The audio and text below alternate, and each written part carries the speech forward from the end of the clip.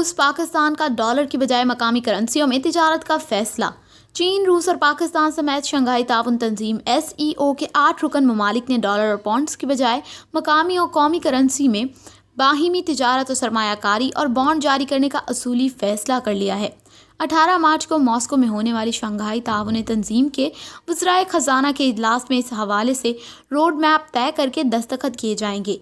रूस ने बतौर चेयरमैन शंघाई ताउन तंजीम SEO तमाम रुकन ममालिक से मकामी करेंसियों में तिजारत और सरमायाकारी के लिए तजावीज़ तलब कर ली हैं।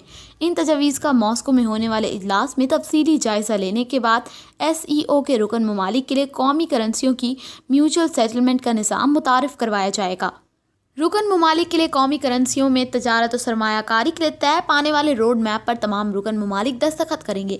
रूस ने 18 मार्च को मॉस्को में तलब किए गए शंघाई ताउन तंजीम के रुकन ममालिक के वज़राए ख़ज़ाना के इजलास का एजेंडा जारी कर दिया है। सराय के मुताबिक वज़राए ख़ज़ाना कॉन्फ्रेंस के एजेंडे की रोशनी में पाकिस्तान की वज़ारत ख़ज़ाना ने तैयारी मुकम्मल कर दी है।